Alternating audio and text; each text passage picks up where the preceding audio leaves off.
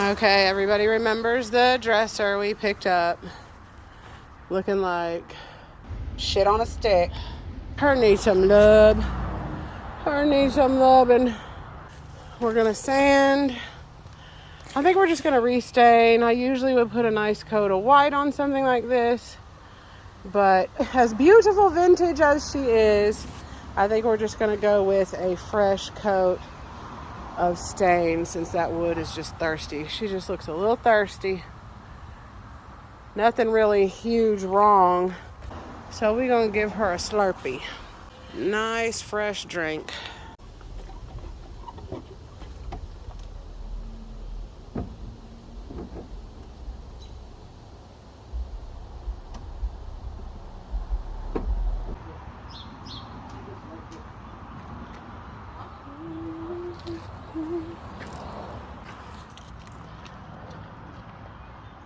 They come to me hungry, hardly dressed, stripped of all their will to live, broken-hearted, bound from their last life of bondage and peril, cast aside like rubbish with no purpose. I'm not fixing to bore you guys with everything I do. Y'all know I'm finna sand this motherfucker. You know I'm finna fucking paint it or do something to it. I think I'm just gonna like add some more stain. And this is my thing. This is how I get done. I flip my furniture so fast, y'all. Like so fast. Like the day I get it, the next day it's gone. Right? Literally. Because I like to work with what I have. Like I'm going to make a good finish, but I'm gonna leave a lot of this original finish. Why? Because I fucking want to. So I am going to sand off all the flaky bits. I'm going to fill in any dents. I'm going to make sure there isn't trash stuck to her. But a lot of this, like I said, I'm going to sand off the flake. But a lot of this I'm going to leave, and it's going to save me time and materials. And it's going to keep an antiqued, lived with piece with lots of character. But you know, and not completely, it's gentrified, right? Like, you know how when people come into, like Midtown, like your historic part of town, and start tearing down all of the scenic buildings and start constructing everything in like white and gray. Like, you don't want that. Nobody wants that. So why would somebody want that furniture? People do love character and lived with furniture as long as it looks sexy, bitch. Right? So, and look at that tiger stripe. I'm not gonna lose that. So, like I said, I will be sanding her down a little more. I'm not gonna show y'all that. Y'all know what it looks like when a fat girl sands furniture. So, I'll see you in a minute with what I did. Okay, so we went in and redid the stain coat just to freshen her up. She looked so thirsty before. She's now a nice red, rich red looking oak, but we're not done because you can see a lot of the old finish poking through. A lot of times I don't have to do this, but because of that streakiness, I'm going to go back in with an espresso and add some faux antiquing. Down there is without any of the faux streaking.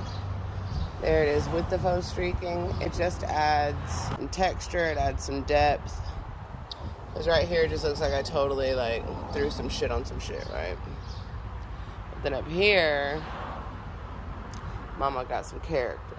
So, we'll keep going. Okay, so here I want you to see what adding just a little bit of espresso to your edges can do to add depth. Ready?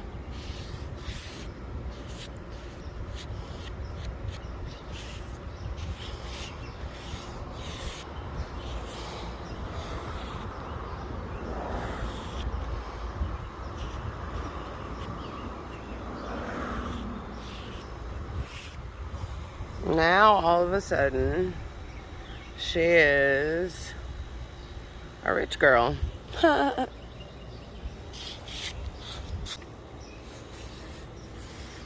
Right? This is such a forgiving technique. Anything you didn't particularly like,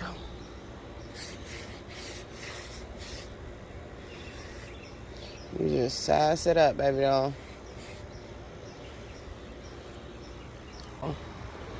You really just need the smallest, driest amount. Like, I prefer having a dried out ass can of the dark, because if you get something that's got way too much liquid in it, it's going to completely do too much. You're gonna regret it.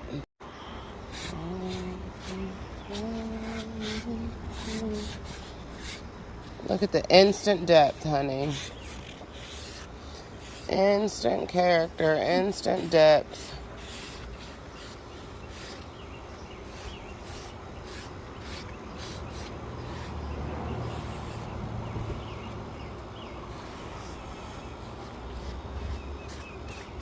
That's what they did with the last finish, you know. Put a bunch of black shit. We're gonna do the same thing. We're just freshening her up, that's all. Now, if you get something where you have just too much, I'll literally either remove it or go back in with that previous stain I had and just go over it again. Notice how there's a realistic look around that handle and not this one? All you have to do is add a little extra weathering or faux antiquing around where the handle would be, because if this were a true natural antiqued finish, there would be extra dirt around the handles, right? Oh yeah, and a couple quick tips. Do not, no matter how much you have to fight the urge, do not go back and forth. Only drag. Either drag up or down. Also, don't repeat your same marks. I see people doing that all the time when they faux antique. They go boom, boom, boom, boom, boom. See how I did some on top, some on bottom, on top, all the way, on top, corner, corner. I don't repeat my same marks, okay? A lot of people do that and it looks like faux antiquing and it looks like shit, right? It looks like a bunch of swirls in a bunch of paint. And it's not pretty. So, that's how her looked. Essentially. But Foxy, what about chipping? Bam, baby, that's your last step. After I'm done letting her dry. See, I don't like how I did this. Look how I did it all the way around. Here, I just did a little bit where a hand would have grabbed it. So I'm going to go in there and change that a little bit. But, pretty much. And always go with the grain of the wood, right? Never go side to side. Up and down. She's all done. Is it beautiful? She's so sexy.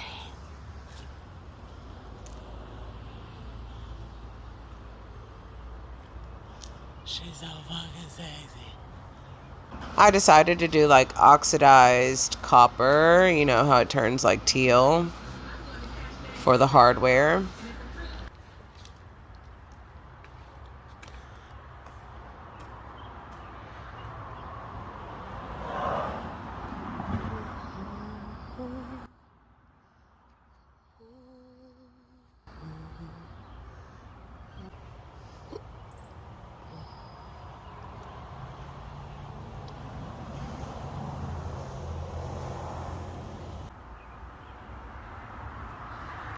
I didn't really want to do too much to the interior, but I added some aging just to make it blend a little bit.